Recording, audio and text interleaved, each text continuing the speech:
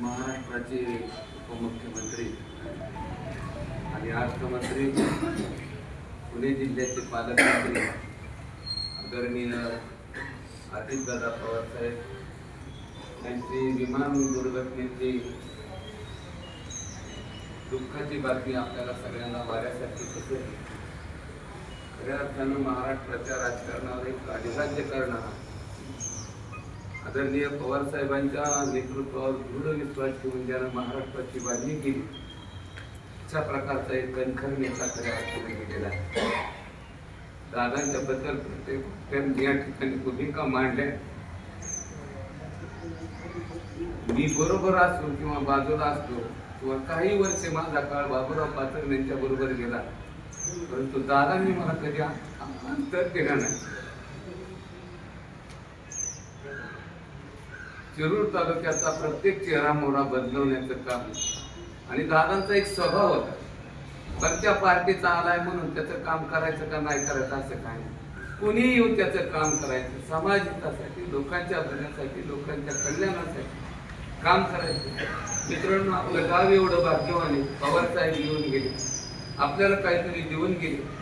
देवेंद्र फडणवीस आले, 18 कोटीचा पूल देऊन गेले. याच वागेश्वराच्या दरबारामध्ये पुन्हा दादा सतत येत राहिले. आणि जी माणसं नुसता फोन केला तर नदीला पूर आला तर नावच बसायला ही माणसं मरायला तयार होऊन लोकांना वाचवण्यासाठी येतात, असे नेता घडणं एवढी सोपी गोष्ट नाही.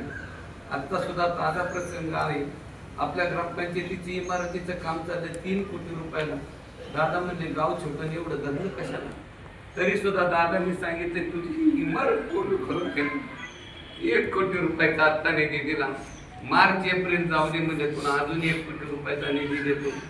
गावाला शोभल अशी इमारत उभी कर, गावाला साजेल अशी इमारत कर.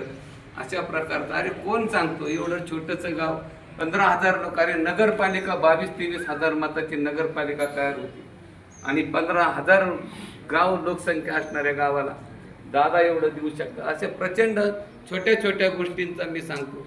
परंतु 27 तारखेला दादांची आणि आमची ही शेवटची भेट.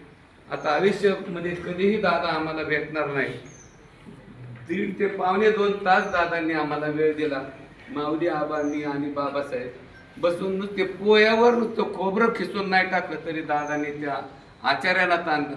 मित्रांनो, चप्पल सोडण्यापासून, असणारा पेहरावापासून, नंतर नजर बिजर कपडे बिपडे या सगळ्या गोष्टीवर बारकाईने लक्ष असणारा, प्रशासनामध्ये दादांचे प्रचंड वचक, असा माणूस घडणे नाही. शेतीतला असू द्या, व्यवसाय असू द्या, शिक्षण